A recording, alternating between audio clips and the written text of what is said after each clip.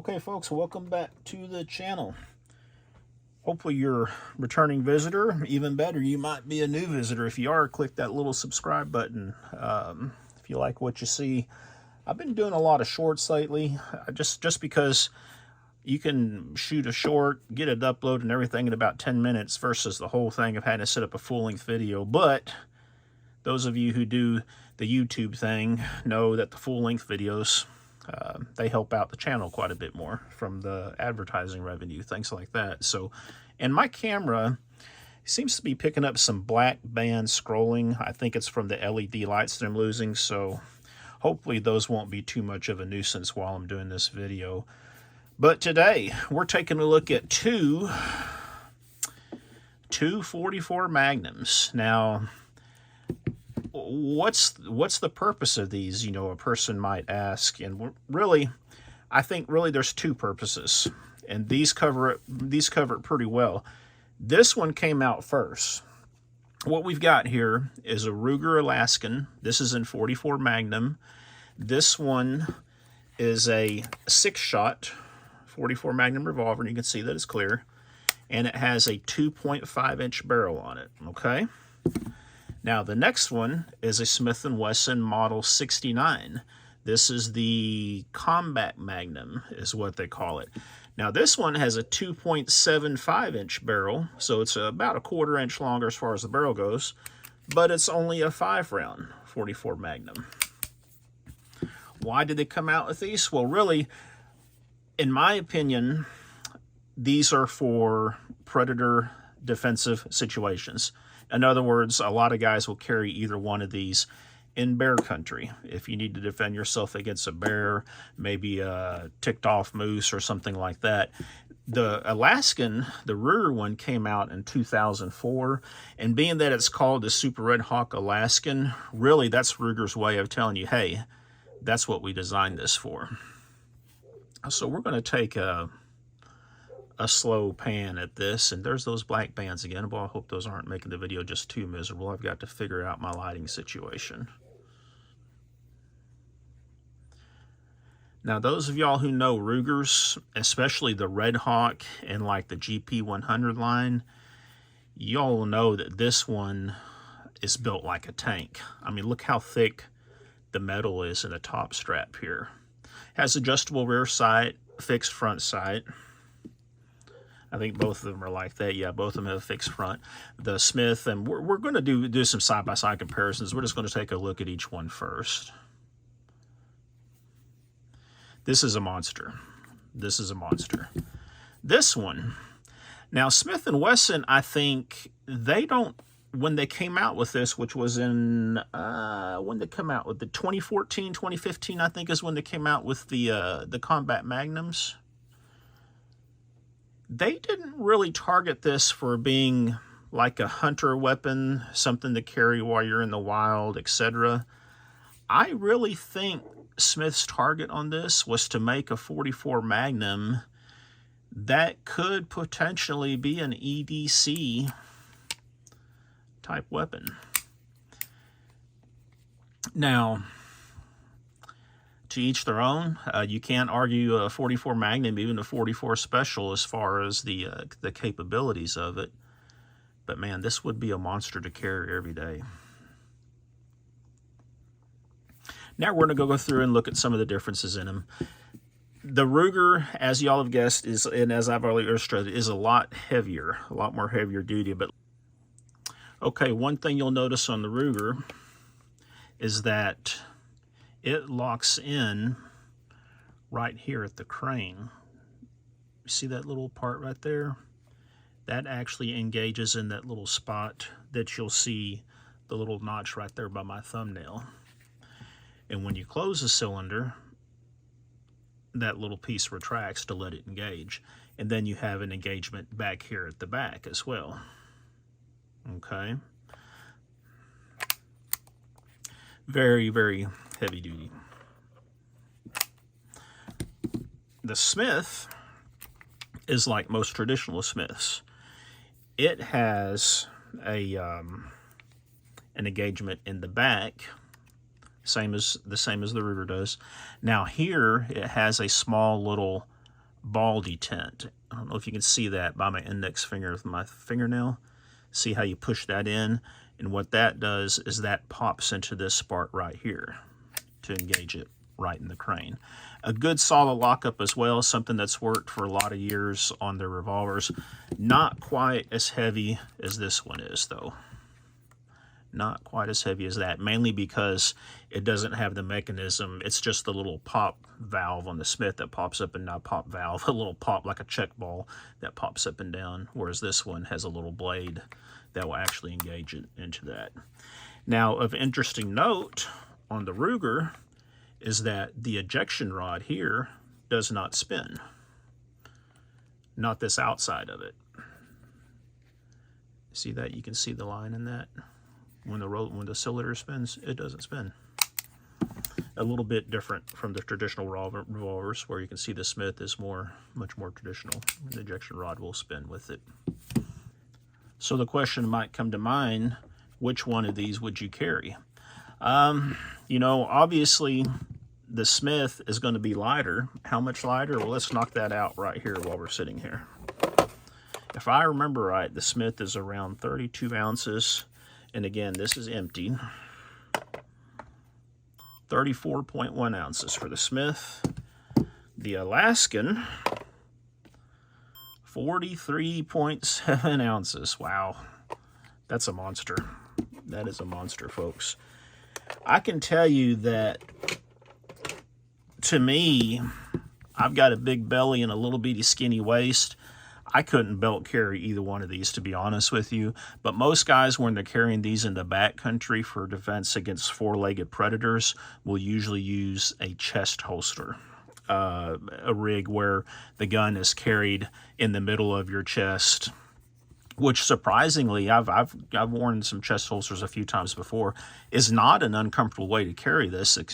Even with the weight, it's right there, quick at hand, where you can access it easily. So my favorite is, and I don't have one, I've examined one before, is the, what's the company that makes those? Diamond D. I'll drop in a picture of it right here. They make one for the Alaskan, just absolutely beautiful holster. And they have really good quality. Then I also make a nylon one that will work for both of these. That's only $100. So I'm going to drop in a picture of it right here. When I do buy one, that's probably the one I'll buy, because then I can use it with either one of these revolvers. I think you can use the particular one I'm looking at up to a 3-inch barrel. So there's several revolvers that it would work for me. Now, as far as shooting, if I'm shooting 44 mags and not 44 specials, this is going to be the one that I would shoot it from. Now, let me tell y'all, with full power 44 mags, there's plenty of videos out there of these people shooting them. It packs a wallop. It's not unbearable, though, but it does pack a pretty heavy wallop.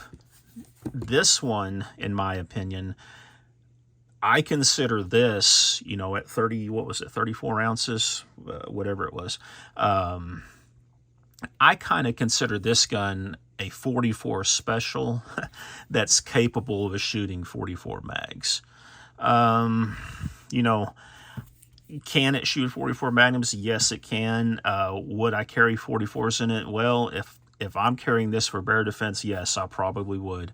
And I would hope I can hit the bear in the first or the second shot, because by then, after that, my hand's probably going to be giving up anyway.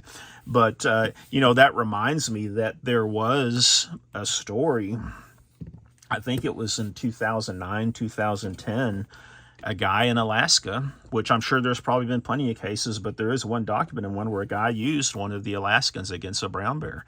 I think it was the 454 Casull. Now the Alaskan comes in 44 Magnum, which is what this one is. Also 454 Casull, which will shoot 45 Colts. And then, what's that last caliber? The 480 Ruger, I think. Now, one way you can tell the difference is the 44 Magnum is the only one of the Alaskans that has a fluted cylinder. They actually cut some flutes in there to try to save you a little bit of weight, which is nice. The 454 and the 480s have a smooth cylinder. But back to my story, there was a guy that was walking his dog, I think somewhere in Alaska, had a brown bear come after him. He drew out his 454. I believe he shot 4 times, and then the gun messed up. I don't know what the whole story was, but the gun messed up something where the cylinder didn't rotate. But luckily, the bear did go down. I suspect, I don't know this for a fact, but being that it was a 454 and he shot so rapidly, I'm willing to bet he had some crimp jumping going on. Now, those that don't know, what happens with a crimp jump is when the massive recoil is so high that it'll actually dislodge the bullet in the next cylinder, and that bullet will inch forward in the cylinder with each shot. You know, the bullet comes out of the cartridge, and then you get a little bullet poking out right here, and guess what? Your cylinder's not going to rotate because that bullet has poked out and jammed. I don't know for sure if that's what happened, but that's what I would expect. Normally you see it with revolvers that fire moon clips, like 9mm revolvers, 45A ACP revolvers, things like that, 380 revolvers, is normally when you see it. But, you know, it can happen. I'm sure it can happen with just a regular high-power one, too. But, yeah, it's just a phenomenon that happens sometimes. This one, again, being the weight, what was it, almost 10 ounces lighter, man, this one would carry so much easier. 10 ounces, especially over a long day of hiking or fishing or something like that, yeah, I mean, it's going to be quite a bit easier to carry. Another advantage of this one is you do have an extra 1/4 inch of barrel length. Now, that's not going to make a huge difference, but no one can argue it will make a difference. That's why I hate to see people all the time saying, oh, well, you might as well not even shoot 357s or 22 mags or whatever, etc., out of a revolver, because the difference is, you know, it doesn't make any difference. That's not true. There is a definite difference. It might not be much. It might only be a little bit, but sometimes that might be all that you need, is a little bit of difference. Another thing I like about the Smith over the Ruger, it has that orange sight on it. See, they were kind enough to put a little plastic insert, and it's got a roll pin sight where you can swap it out. Of course, just a few minutes with some orange paint, you can achieve the same with this too. And this also has a roll pin that's holding the sight in there. I don't know if y'all can see that or not. Yeah, there's a little roll pin in there holding the sight in. So, you know, I don't normally go fishing in Alaska or any places where bears might come after me. So I just own these revolvers just because the joy of ownership, they bring me joy to own these. Let me know what y'all think. Which one would you choose if you had to go out trekking in the woods of Alaska or go fly fishing in some place where there might be, in Montana, for example, where there might be some risk of some grizzlies? Which one of these do you think you would go after? I don't know. Now, last thing I'm going to do is we're going to do some real quick size comparisons. So I'm going to pan out the camera a little bit here, which means we might get some ballooning effect. You can see that the Alaskan is quite a bit wider. You can also see, trying to hold these steady here, that it's a little bit deeper as far as top to bottom height.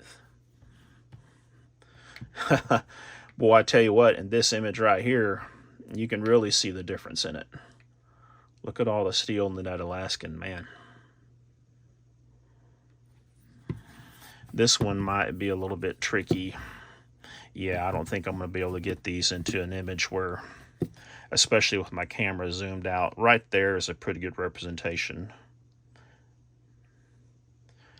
So the Alaskan is on the Ruger Red Hawk frame, which is I think the Red Hawk might be their biggest double action frame. The Combat Magnum by Smith is on the Smith & Wesson L frame. So they actually have two frames above it, the N frame and the X frame that the big 500s are built around. Now, keep in mind, too, that Smith does make an even lighter weight 44 Magnum. I think they make one out of scandium, if I remember right, that has a steel cylinder. I don't remember that model number, but I'll drop it in right here, and I'll drop in the published weight on that one. It's light. I think it's in the 20-something ounce range, if I remember right.